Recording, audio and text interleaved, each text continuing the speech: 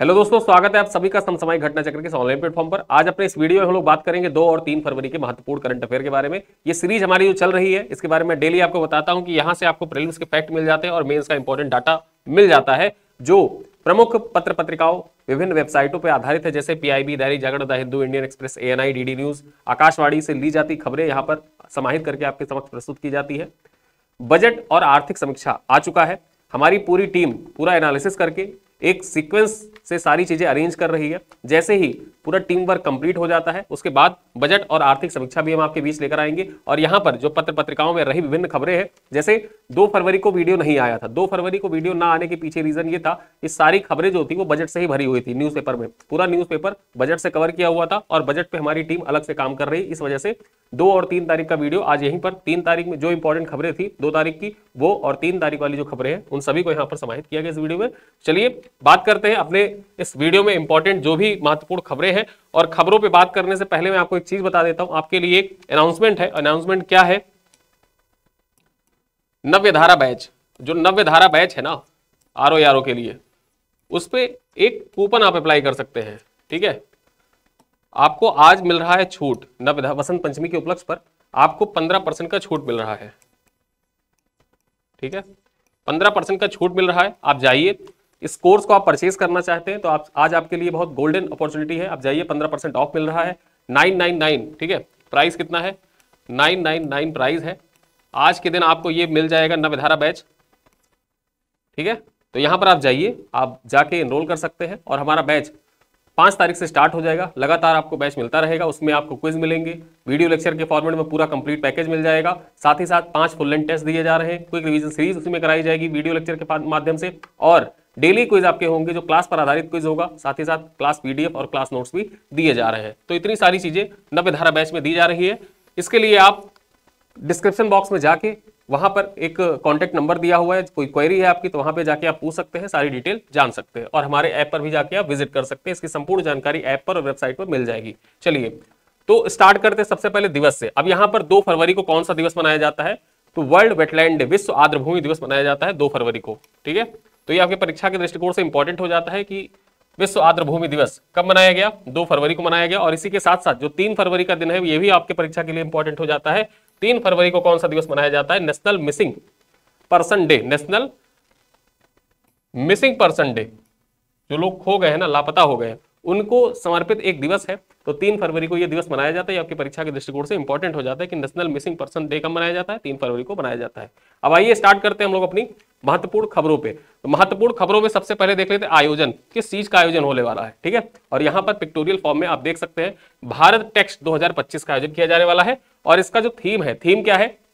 Textile, fashion, sustainability इसका theme है, याद रखना। ठीक है, परीक्षा में आपसे पूछ ले थीम क्या है? Textile, fashion, sustainability, Bharat text 2025 का थीम है। और इसका आयोजन कहां पर किया जाएगा? तो भारत मंडपम नई दिल्ली में इसका आयोजन किया जाएगा। कब किया जाएगा? 14 से 17 फरवरी के बीच में। 14 टू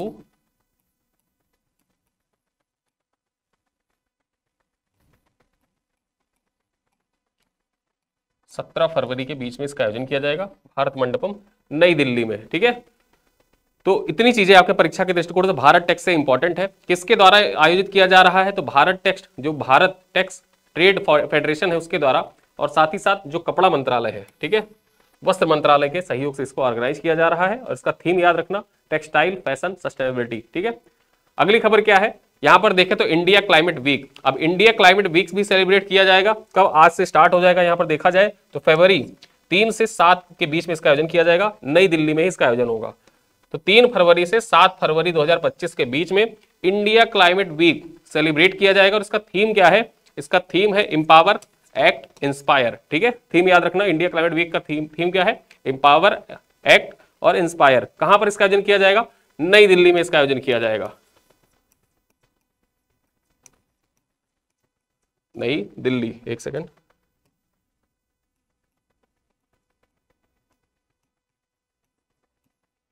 ये 2 आयोजन है जो आपके परीक्षा के दृष्टिकोण से इंपॉर्टेंट है। अब यहां पर एक खास बात और, अंतरराष्ट्रीय अंतरिक्ष स्टेशन पर जाने वाले पहले भारतीय अंतरिक्ष यात्री ग्रुप कैप्टन शुभांशु शुक्ला, जो ग्रुप कैप्टन है इंडियन एयरफोर्स के ग्रुप कैप्टन शुभांशु शुक्ला, ये जो अंतरराष्ट्रीय स्पेस स्टेशन है ना, वहां पर जाने वाले ये पहले भारतीय बनेंगे। और जो एक्सियोम 4 मिशन के अंतर्गत ये जाएंगे, कौन से मिशन, एक्सियोम 4 मिशन के अंतर्गत इनको अंतरिक्ष में भेजा जाएगा। और एक्सियोम 4 मिशन जो है एक कंपनी है एक्सियोम, अमेरिकी कंपनी है एक्सियोम, तो उसी के अंतर्गत नासा के द्वारा संचालित ये मिशन है एक्सियोम 4 मिशन। और इसी मिशन में शुभांशु शुक्ला जा रहे हैं अंतरिक्ष स्टेशन पर, ठीक है, अंतर्राष्ट्रीय अंतरिक्ष स्टेशन पर। और अंतर्राष्ट्रीय अंतरिक्ष स्टेशन पर जाने वाले शुभांशु शुक्ला पहले भारतीय व्यक्ति हैं। और जो हमारा गगनयान मिशन होने वाला है ना, फ्यूचर में जो हम गगनयान मिशन करेंगे, उसके लिए महत्वपूर्ण जो शोध है और एक्सपीरियंस है वो यहाँ पर शुभांशु शुक्ला जी गेन करेंगे। तो आपके परीक्षा के दृष्टिकोण से इंपॉर्टेंट हो जाता है शुभांशु शुक्ला का नाम। और इनका संबंध उत्तर प्रदेश के किस जिले से, ये आपको कमेंट बॉक्स में बताना है। मैंने आपको बताया एक्सियोम 4 मिशन के बारे में एक 2 मिनट करंट न्यूज के अंतर्गत बहुत डिटेल वीडियो आया था, तो वहां पे मैंने आपको सारी चीज बताई थी एक्सियोम 4 मिशन के अंतर्गत, ठीक है। तो यहाँ पे बताना है कि जो शुभांशु शुक्ला है इनका संबंध उत्तर प्रदेश के किस जिले से, कमेंट में बताइएगा।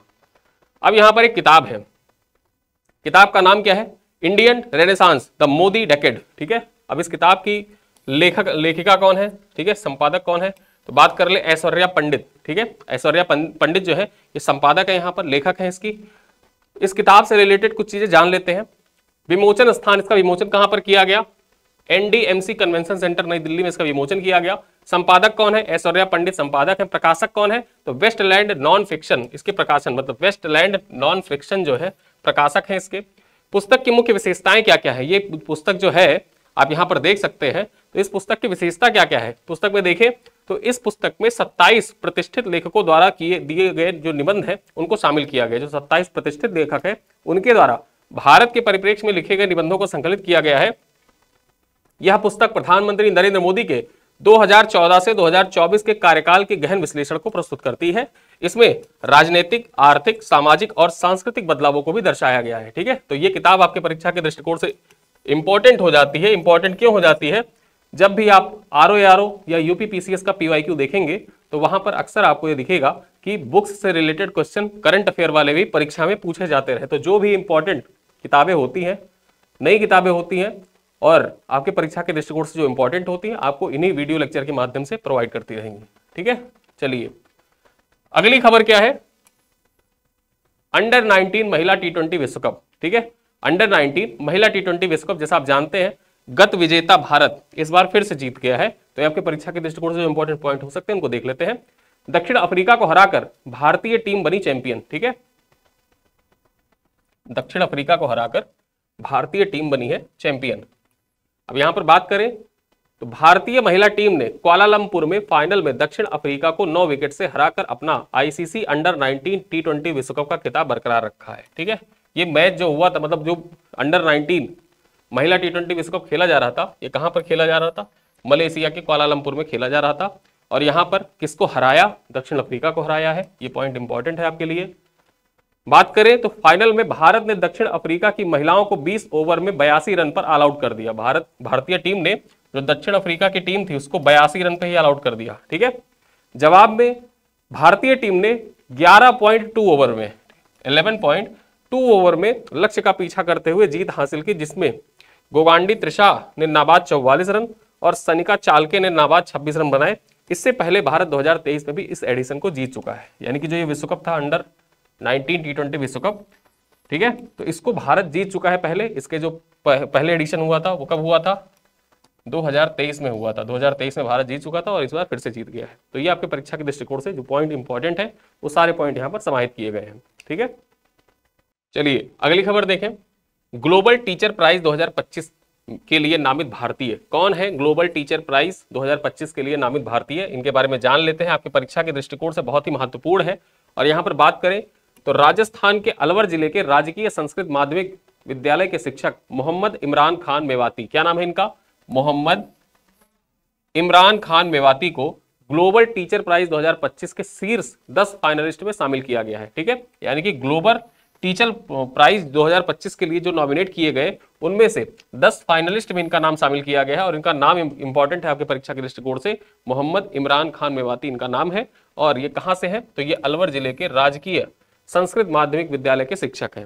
यहाँ पर एक खास बात ये याद रखिए कि यह पुरस्कार शिक्षकों को शिक्षा के क्षेत्र में, ठीक है, शिक्षा के क्षेत्र में उत्कृष्ट योगदान देने वाले शिक्षकों को सम्मानित करता है। और इसकी इनामी राशि कितनी है, $1 मिलियन जो इसको जो अवार्ड है, ठीक है, जो यहाँ पर आप देखेंगे ग्लोबल टीचर प्राइज 2025, ये जो जीतेगा ना उसको $1 मिलियन का अवार्ड दिया जाएगा। अब यहाँ पर जो ये मोहम्मद इमरान खान मेवाती हैं, इनकी खास बात ये है कि शिक्षा के क्षेत्र में अगर जो देखा जाए कोविड-19 के आसपास इन्होंने लगभग 50 से ज्यादा ऐप का विकास किया। ठीक है, इन्होंने लगभग 50 से ज्यादा कोविड के आसपास, कोविड टाइम में 50 से ज्यादा ऐप का विकास किया। और साथ ही साथ अब तक देखा जाए तो एजुकेशन की शिक्षा के क्षेत्र में 100 से अधिक ऐप ये विकसित कर चुके हैं। ठीक है, तो यहाँ पर ये कोविड के टाइम में ही 50 ऐप इन्होंने विकसित कर दिया था शिक्षा के लिए, और लगभग 50 देशों में इनके ऐप संचालित होते हैं शिक्षा के क्षेत्र में। अब यहाँ पर खास पॉइंट अगला देखते हैं, ग्लोबल टीचर प्राइज 2025 के विजेता की घोषणा जो होगी वो कब की जाएगी,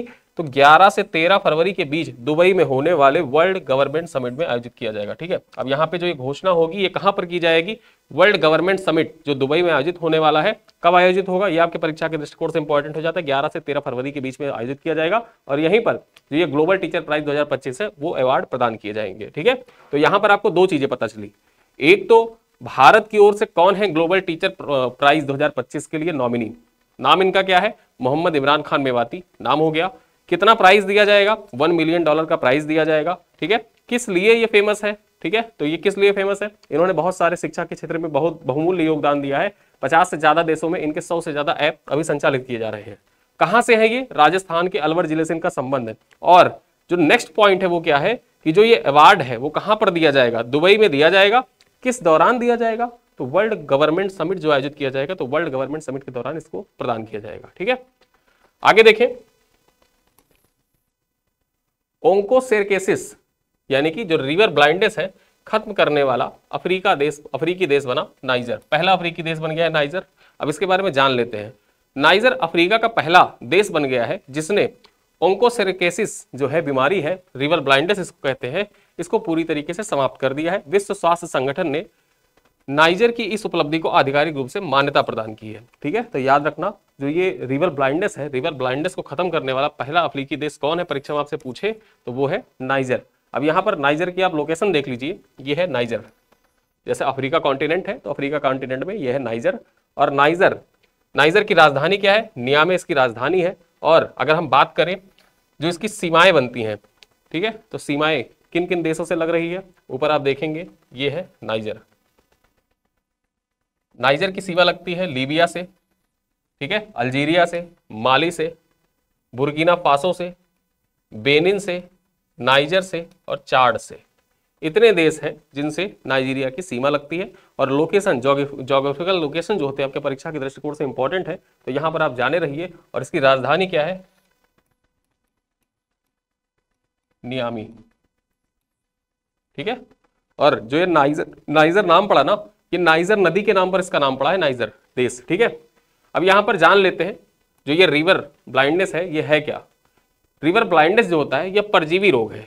कौन सा रोग है, परजीवी रोग है जो ओंकोसेरका वेल्वुलस नामक फाइलेरिया वर्म के कारण होता है। किसके कारण होता है, यहां पर आप देख सकते हैं, ओंकोसेरका वेल्वुलस नामक एक फाइलेरिया होता है, वर्म होता है, उसके कारण होता है।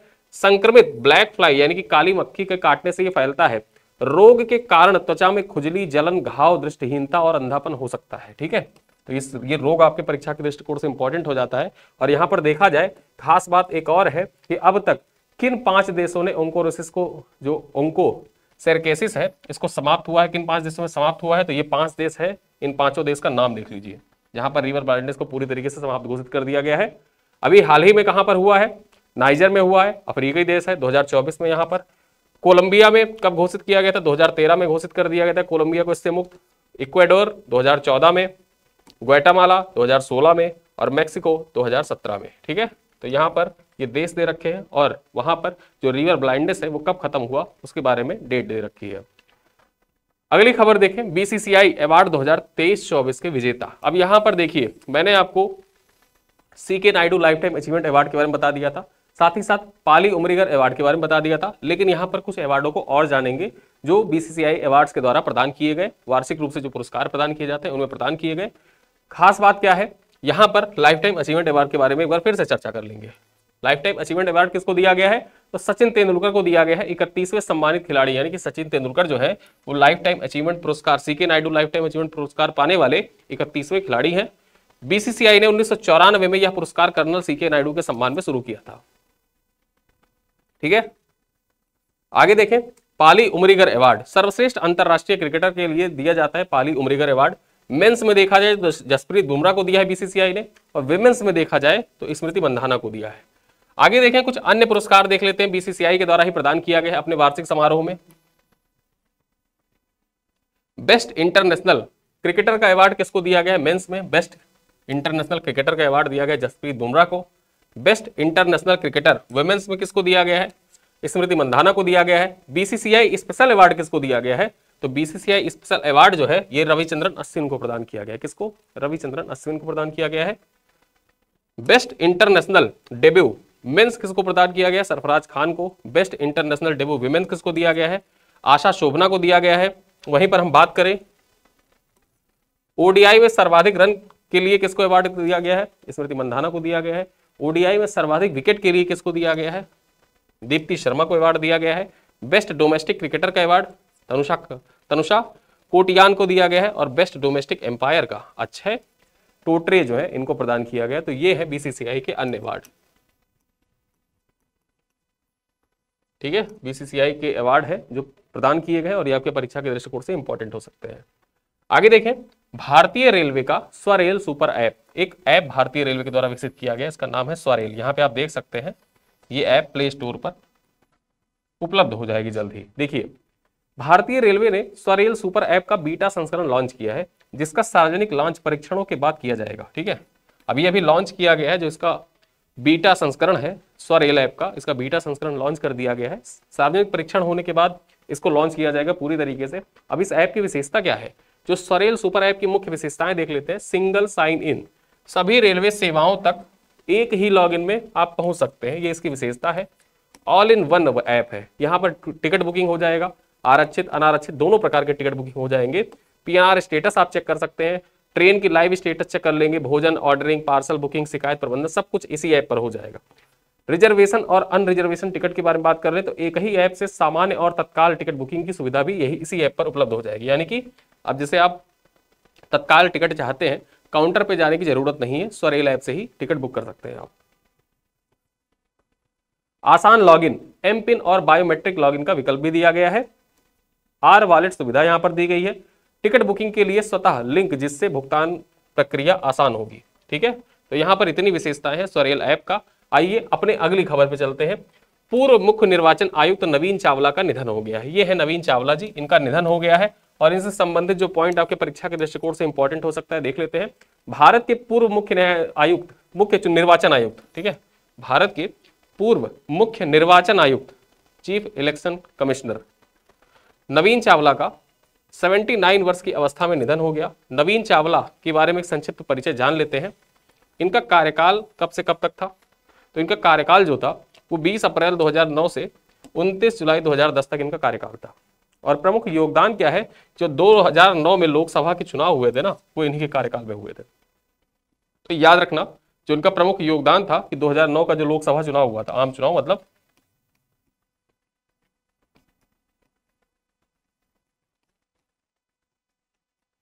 लोकसभा चुनाव जो हुए थे वो इन्हीं के कार्यकाल में हुए थे। ठीक है, आगे देखें, कथाकार इंटरनेशनल स्टोरी टेलर्स फेस्टिवल, ये है हमारी अगली खबर। देख लेते हैं इसके बारे में क्या इंपॉर्टेंट है आपके परीक्षा के दृष्टिकोण से। तो यहाँ पर मैं आपको फिर से बताता हूँ, न्यूज़ जो हमारी आती है वीडियो, वो शाम को इसलिए आती है कि दिन भर की जो खबरें रहती है ना, उन सबको कंपाइल करके तब हम शाम को लेकर आते हैं। आपको जैसे मॉर्निंग में वीडियो लेकर आएंगे तो वीडियो जो होगा ना, वो दिन की खबरें जो होंगी वो पिछले दिन की होंगी, लेकिन हम कोशिश ये करते हैं कि दिन भर जो घटित हुआ वो शाम को, उसी शाम को आपके सामने डिलीवर हो जाए। ठीक है, तो यहाँ पर देखें, कथाकार इंटरनेशनल स्टोरी टेलर्स फेस्टिवल जो है निजामुद्दीन स्थित सुंदर नर्सरी में आयोजित 3 दिवसीय कथाकार इंटरनेशनल स्टोरी टेलर फेस्टिवल 2 फरवरी 2025 को समापन हो गया। यह किस्से, कहानी, बातचीत और संगीत विशेषताओं वाले वार्षिक उत्सव का 18वां संस्करण था। यानी कि जो कथाकार इंटरनेशनल स्टोरी टेलर्स फेस्टिवल था, इस बार कौन सा संस्करण आयोजित किया गया था? तो ये जो संस्करण था 18वां संस्करण था। इसका आयोजन जो हुआ था नई दिल्ली में हुआ था। ठीक है, कहां पर? नई दिल्ली में। आगे बात करें, इसका आयोजन संस्कृति मंत्रालय व दिल्ली पर्यटन विभाग के सहयोग से किया गया था। इंपॉर्टेंट हो जाता है कि कथाकार इंटरनेशनल स्टोरी टेलर्स फेस्टिवल का आयोजन किसके द्वारा, किसके सहयोग से किया गया था, तो संस्कृति मंत्रालय और दिल्ली पर्यटन विभाग के सहयोग से इसका आयोजन किया गया था।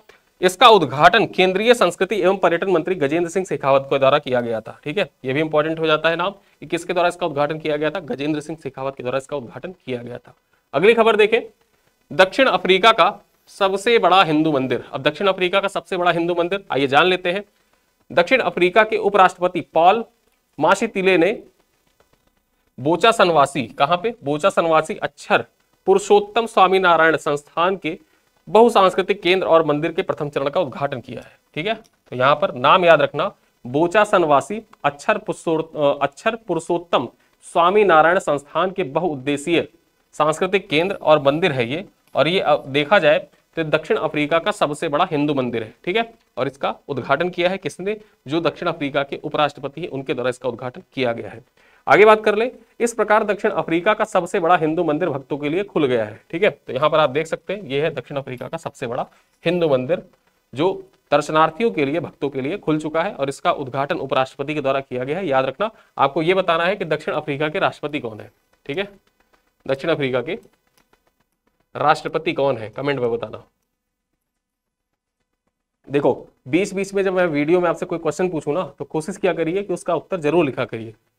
आगे देखें, संयुक्त राष्ट्र महासभा के अध्यक्ष का भारत यात्रा, जो संयुक्त राष्ट्र महासभा UNGA है, यूनाइटेड नेशन जनरल असेंबली, उसके जो अध्यक्ष हैं वर्तमान में, उनकी भारत यात्रा होने वाली है। कब होगी ये, 4 से 8 फरवरी तक इनकी यात्रा है, यानी कि 4 दिवसीय यात्रा पर यार है। यहाँ पर देखें तो संयुक्त राष्ट्र महासभा के अध्यक्ष फिलमोन यांग, क्या नाम है इनका, फिलेमोन यांग इनका नाम है। ये 4 से 8 फरवरी तक भारत की यात्रा पर रहेंगे। संयुक्त राष्ट्र महासभा के 79वें सत्र के अध्यक्ष के रूप में उनकी देश की यह पहली यात्रा है। ठीक है, 79वें जो सत्र है UNGA का, उसके अध्यक्ष के रूप में देखा जाए तो उनकी पहली भारत यात्रा है। ठीक, आगे देखें,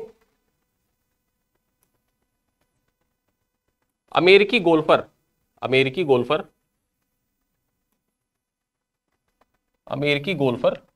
ओली स्नाइडरजन्स, ठीक है, ओली स्नाइडरजन्स जो है, इन्होंने जीत लिया है DLF golf and country club द्वारा आयोजित एशियाई टूर का इंटरनेशनल सीरीज। जो एशियाई टूर का इंटरनेशनल सीरीज है वो इन्होंने जीत लिया है, इंडियन चैंपियनशिप। और वहीं देखा जाए तो एशियाई टूर का इंटरनेशनल सीरीज इंडिया में ब्रायसन डेनचेनब्यू को दूसरा स्थान प्राप्त हुआ है। तो ये नाम याद रखना, थोड़ा सा नाम जो है वो ट्रिकी सा है, अजीब सा है, ओली स्नाइडरजन्स। ठीक है, और ये कहाँ के हैं ये याद रखना, कहाँ की गोल्फर है, ये गोल्फर है, गोल्फ से इनका संबंध है, ये अमेरिका के खिलाड़ी है। ठीक है, चलो अगली खबर देखें। आईफा अवार्ड से संबंधित आपके परीक्षा के दृष्टिकोण से इंपॉर्टेंट है आईफा अवार्ड। यहाँ से आपके परीक्षाओं के प्रश्न जो है वो पूछे जाते रहे। फिल्म पुरस्कार जो होते हैं आपके एग्जाम के लिए इंपॉर्टेंट हो ही जाते हैं, और यहाँ से क्वेश्चन पूछे जाते रहे। तो आईफा अवार्ड में लापता लेडीज व भूल भुलैया 3 को मिले सर्वाधिक नामांकन। देख लेते हैं क्या है खास बात। अंतरराष्ट्रीय भारतीय फिल्म अकादमी पुरस्कार आईफा 2024 में किरण राव के निर्देशन में बनी लापता लेडीज 9 नामांकन के साथ शीर्ष स्थान पर है। यानी कि जो लापता लेडीज है इसको 9 नॉमिनेशन इसको प्राप्त हुए हैं, जबकि अनीस बज़मी निर्देशित भूल भुलैया 3, ठीक है, भूल भुलैया 3 के निर्देशक कौन है याद रखना, अनीस बज़मी इसके निर्देशक हैं। और अमर कौशिक की स्त्री 2 सरकटे का आतंक, मूवी का नाम क्या था, स्त्री 2 सरकटे का आतंक, इसके निर्देशक कौन थे, अमर कौशिक थे। इनको क्रमशः 7 और 6 नामांकन के साथ दूसरे व तीसरे स्थान पर है। ठीक है, तो यहाँ पर पहले स्थान पर कौन है, लापता लेडीज।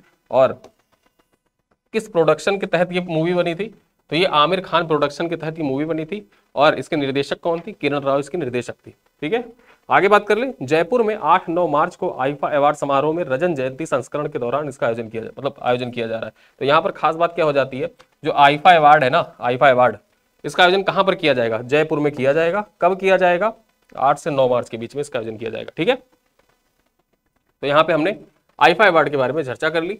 आगे देखें, तेलंगाना की आबादी में पिछड़े वर्ग की हिस्सेदारी सबसे अधिक। जो तेलंगाना की आबादी है, अब इसकी बात मैं यहाँ क्यों कर रहा हूँ, जातिगत जनगणना के रिपोर्ट आए हैं तेलंगाना में। ठीक है, प्रस्तुत कर दिए गए हैं जातिगत जनगणना के, उसका जो डाटा है वो देख लेते हैं, आपके एग्जाम के दृष्टिकोण से इंपॉर्टेंट हो जाता है। तेलंगाना में मुस्लिम अल्पसंख्यकों को छोड़कर अन्य पिछड़े वर्गों की आबादी 46.25% है। यानी कि अगर जो आप मुस्लिम अल्पसंख्यकों को छोड़ दें तो अन्य पिछड़े वर्ग जो है उनकी आबादी कितनी है, 46.25% है, जो राज्य की कुल 3.70 करोड़ जनसंख्या का सबसे बड़ा हिस्सा है। राज्य में जातिगत आधार पर कराए गए सर्वेक्षण से यह जानकारी मिली, यानी कि जो जातिगत जनगणना हुई थी उसके आधार पर यह डाटा यहाँ पर दिया गया है। जनसंख्या के प्रतिशत के संदर्भ में पिछड़ी जातियों के बाद अनुसूचित जाति, यानी कि सबसे ज्यादा जो है 46.25% जो है वो पिछड़ी जातियां हैं। उसके बाद देखा जाए जो अनुसूचित जाति है यानी कि एससी जो है वो कितनी परसेंटेज उनकी है, तो एससी की परसेंटेज है 17.43%। मुसलमानों में पिछड़ी एक सेकेंड, जो यहाँ पर अनुसूचित जाति है एससी है वो 17.43%। अनुसूचित जनजातियों के बारे में बात कर ले तो अनुसूचित जनजाति यहाँ पर देखें तो 10.45%। और मुसलमानों में जो पिछड़ा वर्ग है, मुसलमानों में पिछड़ा वर्ग वहां पर देखें तो 10.8%, 0.8%। तथा अन्य जातियों, ठीक है, अन्य जातियां कौन सी हैं, अन्य जातियों में जो अन्य बची हुई जातियां हैं उनमें देखा जाए तो 13.31% हिस्सा है।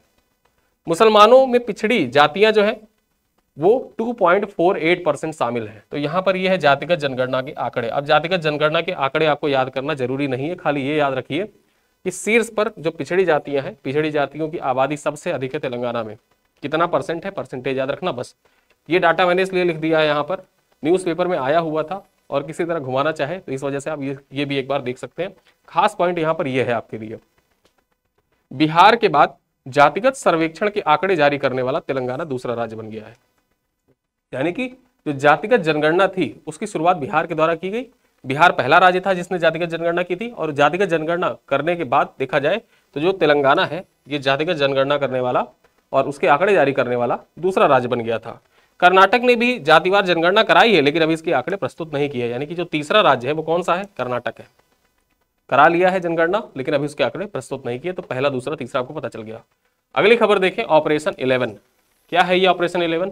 जैसा कि आप सब जानते हैं कि मौनी अमावस्या के दिन प्रयागराज में हो गई थी भगदड़। अब भगदड़ के दौरान जो मिसमैनेजमेंट हुआ या जो कुछ भी हुआ उस चीज को दोबारा ऐसी चीजें ना दोहराई जाए, इसके लिए ऑपरेशन 11 लॉन्च किया गया और ये आपके परीक्षा के दृष्टिकोण से बहुत महत्वपूर्ण है।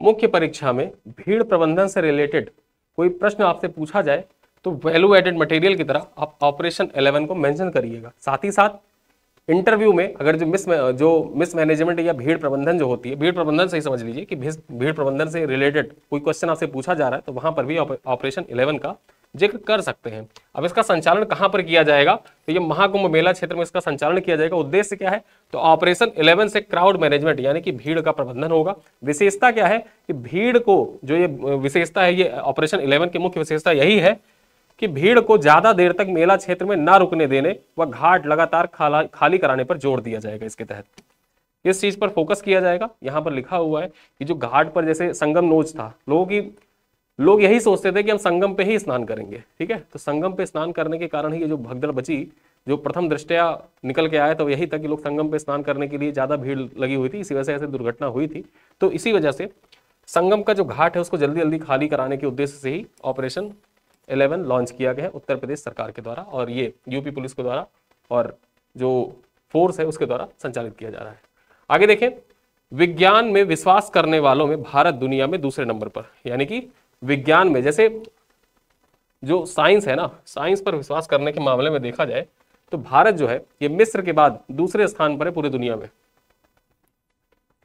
जर्नल एक है नेचर ह्यूमन बिहेवियर, ठीक है, नेचर ह्यूमन बिहेवियर, नेचर एक पत्रिका है और नेचर पत्रिका के अंतर्गत देखा जाए तो जर्नल नेचर ह्यूमन बिहेवियर में प्रकाशित विश्लेषण के आधार पर 68 देशों में किए गए एक शोध सर्वेक्षण में बताया गया है कि विज्ञान में लोगों की विश्वास करने के मामले में मिस्र के बाद भारत का दूसरा स्थान है। यानी कि साइंस में यहाँ भारत में लोग ज्यादा विश्वास करते हैं। अन्य देशों अमेरिका और अन्य देशों न्यूजीलैंड वगैरह की अपेक्षा अगर जो देखा जाए तो भारत में सबसे ज्यादा कहाँ विश्वास करते हैं साइंस में, मिस्र में विश्वास करते हैं। मिस्र का पहला स्थान है और भारत का दूसरा स्थान है। विज्ञानियों पर लोगों के भरोसे के मामले में ऑस्ट्रेलिया जो है इसका 5वां स्थान है, ऑस्ट्रेलिया का 5वां स्थान है, बांग्लादेश का 6वां स्थान है, ठीक है, जबकि न्यूजीलैंड का 9वां स्थान है और अमेरिका जो टेक्नोलॉजी में बहुत आगे है उसका 12वां स्थान है। यानी कि वहां के लोग जो है 68 देशों में देखा जाए तो भारत के लोग दूसरे स्थान पर जो साइंस में ज्यादा विश्वास करते हैं, अमेरिका के लोग 12वें नंबर पर है जो ज्यादा विश्वास करते हैं। देख लेते हैं, यह सर्वेक्षण महामारी के बाद किया गया जिसमें लगभग 72,000 लोगों को शामिल किया गया था। शोधकर्ताओं के मुताबिक अधिकांश प्रतिभागियों ने विज्ञानियों को योग्य, मतलब जो अधिकांश प्रतिभागी थे उन्होंने माना कि विज्ञानी, कितने परसेंट लोगों ने माना कि विज्ञानी जो होते हैं, वैज्ञानिक जो होते हैं वो योग्य होते हैं? 78% लोगों ने माना कि वैज्ञानिक जो होते हैं वो योग्य होते हैं। ईमानदार कितने लोगों ने माना? तो 57% लोगों ने माना कि ईमानदार होते हैं। और लोगों की भलाई के बारे में चिंतित होते जो वैज्ञानिक होते हैं, ऐसा कितने लोगों ने माना? तो 56% लोगों ने माना। जो 68 देशों में सर्वे किया गया था उसमें देखा जाए तो 56% लोगों ने माना कि जो वैज्ञानिक होते हैं वो लोगों की भलाई के बारे में चिंतित होते हैं। ठीक है, तो ये था जो नेचर ह्यूमन बिहेवियर, ठीक है, नेचर ह्यूमन बिहेवियर का जो विश्लेषण था उससे संबंधित जो इंपॉर्टेंट आपके परीक्षा के दृष्टिकोण से हो सकता है महत्वपूर्ण पॉइंट, वो सारे यहाँ पर डिस्कस किए गए। अगली खबर देखें, भारत जलवायु सप्ताह 3 फरवरी से शुरू हुआ, मतलब 3 फरवरी से होगा इसका आगाज। आज से इसका आगाज हो गया है। मैंने स्टार्टिंग में भारत टेक्स्ट के बाद में इसी के बारे में बताया था। अब यहां पर देख लेते हैं, कुछ इंपॉर्टेंट पॉइंट्स भी है। Carbon market association of India, ठीक है, carbon market association of India की ओर से पहला भारतीय जलवायु सप्ताह, ठीक है, पहला भारतीय जलवायु सप्ताह 2025 का सम्मेलन किया जाएगा। यह नई दिल्ली में स्थित एक निजी होटल में सोमवार से शुरू होगा जो कि 7 फरवरी तक चलेगा। यानी कि 3 फरवरी से स्टार्ट होगा और 7 फरवरी तक चलता रहेगा। नई दिल्ली में इसका आयोजन किया जा रहा है। किसके द्वारा किया जा रहा है? तो carbon market association of India, carbon market association of India के द्वारा इंडिया क्लाइमेट वीक का आयोजन किया जा रहा है। थीम क्या है? एम्पावर, एक्ट, इंस्पायर इसका थीम है। विषय याद रखना, एम्पावर, एक्ट और इंस्पायर इसका थीम है। कब आयोजन किया जा रहा है? 3 से 7 फरवरी के बीच में। कहां पर? नई दिल्ली में। देख लेते हैं। इसका उद्देश्य जलवायु कार्रवाई के लिए विश्व को एकजुट करना, कार्बन बाजारों के माध्यम से सतत विकास को बढ़ावा देना है। ठीक है, कार्बन बाजार के माध्यम से सतत विकास को बढ़ावा देना है। भारत में अपशिष्ट प्रबंधन, ऊर्जा सुरक्षा और नेट जीरो लक्ष्यों को ध्यान पर केंद्रित किया जाएगा। COP29 के बाद जलवायु पर केंद्रित यह पहला बड़ा सम्मेलन है। यानी कि COP29 हुआ था, उसके बाद देखा जाए तो जलवायु पर केंद्रित दूसरा सबसे बड़ा सम्मेलन होने जा रहा है ये। इसमें जलवायु कार्रवाई, नवाचार, सहयोग के लिए आगे बढ़ने सहित कई विषयों को शामिल किया गया है। साथ ही टिकाऊ और नेट जीरो भविष्य की खोज में दुनिया भर के हितधारकों को प्रेरित करने का प्रयास भी किया गया इसके अंतर्गत। ठीक है, आगे देखें। अगली खबर है, मध्य प्रदेश में बनेगा सफेद बाघों का प्रजनन केंद्र। जो मध्य प्रदेश है वहां पर सफेद बाघों के लिए एक प्रजनन केंद्र बनाया जाएगा। देख लेते हैं क्या खास खबर है, क्या पॉइंट्स है आपके परीक्षा के दृष्टिकोण से इंपॉर्टेंट।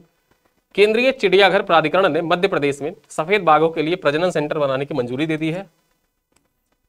मध्य प्रदेश के उप मुख्यमंत्री राजेंद्र शुक्ला के मुताबिक रीवा के गोविंदगढ़ में प्रजनन केंद्र स्थापित किया जाएगा। कहां पर स्थापित किया जाएगा, यह आपकी परीक्षा के लिए इंपॉर्टेंट है। रीवा के गोविंदगढ़ में सफेद बाघों के लिए प्रजनन केंद्र स्थापित किया जाएगा। यह इंपॉर्टेंट हो जाता है आपके परीक्षा के दृष्टिकोण से। इसकी मंजूरी केंद्रीय चिड़ियाघर प्राधिकरण जो है इसके द्वारा प्रदान कर दी गई है। यह परियोजना पर्यावरण संरक्षण और सतत विकास के लिए प्रधानमंत्री नरेंद्र मोदी के नजरिए के प्रति मध्य प्रदेश सरकार की प्रतिबद्धता को दर्शाता है। ठीक है, तो यहाँ पर यह पॉइंट जो था आपके परीक्षा के दृष्टिकोण से बहुत ही महत्वपूर्ण है और एनवायरमेंट से रिलेटेड पॉइंट है, इस वजह से यह परीक्षा के दृष्टिकोण से मोस्ट इंपॉर्टेंट हो जाता है। आगे देखें, विश्व चैंपियन गुकेश को हराकर प्रज्ञानंद बने विजेता। ठीक है, कहां पर बने विजेता देख लेते हैं। ग्रैंड मास्टर आर प्रज्ञानंद ने 2 फरवरी 2025 को नीदरलैंड के विजिक ऑन जी, ठीक है, विजिक ऑन जी में एक रोमांचक ट्राई ब्रेकर में विश्व चैंपियन डी गुकेश को हराकर टाटा स्टील मास्टर 2025 का खिताब जीत लिया है। किसका खिताब जीता, ये इंपॉर्टेंट हो जाता है। टाटा स्टील मास्टर्स 2025 का खिताब किसने जीता है इस बार, तो डी गुकेश ने जीता है। किसको प्रज्ञानंद ने जीता है, आर प्रज्ञानंद ने जीता है। यहां पर आप देख सकते हैं किसको पराजित किया, तो डी गुकेश को, जो विश्व चैंपियन बने हैं डी गुकेश, उनको पराजित किया। ठीक है, इस दौरान प्रज्ञानंद ने इतिहास रच डाला। क्या इतिहास रचा, इस साल 2006 में विश्वनाथन आनंद के बाद टाटा में शीर्ष पुरस्कार जीतने वाले पहले भारतीय बने। यानी कि 2006 में विश्वनाथन आनंद ने जीता था, उसके बाद देखा जाए तो प्रज्ञानंद जो है ये दूसरे भारतीय बन गए हैं टाटा स्टील मास्टर का खिताब जीतने वाले। आपके परीक्षा के दृष्टिकोण से मोस्ट इंपॉर्टेंट है, यहां से सवाल आपकी परीक्षा में बन सकता है, क्योंकि देखा जाए तो 2006 के बाद कोई भारतीय है जिसने ये अवार्ड जीता है। अगली खबर क्या है, हर कंठ में भारत कार्यक्रम का शुभारंभ। अब ये कार्यक्रम है एक हर कंठ में भारत, ये कार्यक्रम आकाशवाणी का कार्यक्रम है और इससे रिलेटेड जो पॉइंट आपके परीक्षा के दृष्टिकोण से इंपॉर्टेंट हो सकते हैं देख लेते हैं। 2 फरवरी 2025 को आकाशवाणी के प्रसारण केंद्र स्थित पंडित रविशंकर संगीत स्टूडियो में एक विशेष समारोह कार्यक्रम जिसका नाम क्या है, हर कंठ में भारत, का शुभारंभ किया गया। इस कार्यक्रम को विशेष रूप से भारतीय शास्त्रीय संगीत के विविध रंगों को दिखाने के लिए तैयार किया गया। किसके लिए तैयार किया गया? हर कंठ में भारत। तो जो भारतीय शास्त्रीय संगीत होते हैं ना, उनके विविध रंगों को दर्शाने के लिए इसका आयोजन किया गया। इस कार्यक्रम का उद्घाटन किया गया। संस्कृति मंत्रालय और लोक सेवा प्रसारक आकाशवाणी के संयुक्त रूप से आयोजित किया गया। यानी कि संस्कृति मंत्रालय और आकाशवाणी के द्वारा संयुक्त रूप से इसका आयोजन किया जा रहा है। जो हर कंठ में भारत है कार्यक्रम, इसका आयोजन किसके द्वारा किया जा रहा है? परीक्षा वहां से पूछ ले तो संस्कृति मंत्रालय और आकाशवाणी के द्वारा संयुक्त रूप से इसका उद्घाटन आयोजन किया जा रहा है। एक पॉइंट यहाँ पे देख लीजिए कि संस्कृति मंत्रालय के सचिव अरुणीश चावला और प्रसार भारती के सीईओ गौरव द्विवेदी ने कार्यक्रम का उद्घाटन किया। किसके द्वारा? अरुणीश चावला जो है, और प्रसार भारती के सीईओ कौन है? गौरव द्विवेदी। ठीक है, तो यहाँ पर गौरव द्विवेदी का नाम इंपॉर्टेंट हो जाता है कि प्रसार भारती के जो सीईओ हैं वो कौन है? गौरव द्विवेदी सीईओ है प्रसार भारती के। और ये आयोजन किसके द्वारा? हर कंठ में भारत आयोजन किसके सहयोग से किया जा रहा है? संस्कृति मंत्रालय, आकाशवाणी के। चलो, अब यहाँ पर हमने आज के जो इंपॉर्टेंट पॉइंट थे परीक्षा के दृष्टिकोण से, जो न्यूज़पेपर में खबरों में रहे, उन सब पे चर्चा कर ली। अब यहाँ पर कुछ प्रश्न है, इन प्रश्नों का उत्तर आपको कमेंट बॉक्स में देना है। इसी स्लाइड पर आधारित है और बहुत टफ क्वेश्चन नहीं है, आज बहुत छोटे छोटे क्वेश्चन है जिनका उत्तर आपको कमेंट बॉक्स में देना है। देखिए, क्वेश्चन नंबर 1 क्या है? ऑपरेशन 11 किससे संबंधित है? अब ऑपरेशन 11 के बारे में मैंने भी आपको बता दिया किससे संबंधित है, इसको आपको कमेंट में बताना है, प्रैक्टिस की तरह हो जाएगा। और क्वेश्चन जरूर अटेम्प्ट किया करिए। क्वेश्चन आप अटेम्प्ट करते हैं ना तो मुझे पता चलता है कि आप वीडियो को लास्ट तक देख रहे हैं, तो इस वजह से क्वेश्चन को जरूर अटेम्प्ट किया करिए। ऑपरेशन 11 किससे संबंधित है? स्वास्थ्य सेवाओं में सुधार से, कानून व्यवस्था बनाए रखने से, क्राउड मैनेजमेंट यानी कि भीड़ प्रबंधन से, आपदा राहत कार्य के लिए। किससे संबंधित आपको बताना है। अगला क्वेश्चन है, आईफा अवार्ड 2024 में किस फिल्म को सर्वाधिक नामांकन प्राप्त हुए? भूल भुलैया 3, स्त्री 2, सरकटे का आतंक, लापता लेडीज या जवान। क्वेश्चन नंबर 3 है, आईफा अवार्ड 2024 का आयोजन कहां होने जा रहा है? ठीक है, कहां पर इसका आयोजन होगा? मुंबई, जयपुर, दिल्ली या हैदराबाद। क्वेश्चन नंबर 4 कह रहा है, निम्नलिखित कथनों पर विचार करें। पहला कथन है, नवीन चावला भारत के पूर्व मुख्य निर्वाचन आयुक्त थे। ठीक है, नवीन चावला जो थे वो भारत के पूर्व मुख्य निर्वाचन आयुक्त थे। दूसरा कथन कह रहा है, उन्होंने 2014 के आम चुनावों का सफल संचालन किया था, जिनका हाल ही में निधन हो गया नवीन चावला जी का। इनके बारे में 2 कथन यहाँ पर लिखे हैं। कौन सा कथन सही है? केवल कथन 1 सही है, केवल कथन 2 सही है, दोनों कथन सही है, या दोनों कथन गलत है। अंतिम क्वेश्चन है, बीसीसीआई पाली उमरीगर अवार्ड सर्वश्रेष्ठ महिला अंतरराष्ट्रीय क्रिकेटर 2023-24 किसे दिया गया है? हरमनप्रीत कौर, दीप्ति शर्मा, स्मृति मंधाना या जेमिमा रोड्रिग्स। किसको दिया गया है आपको बताना है कमेंट बॉक्स में। और ये वीडियो अपने दोस्तों के साथ साझा करिएगा। आज अपने इस वीडियो थोड़ा लंबा इसलिए है क्योंकि इसमें जो 2 तारीख की महत्वपूर्ण खबरें थी और 3 तारीख की इंपॉर्टेंट खबरों को एक साथ समाहित कर दिया गया है।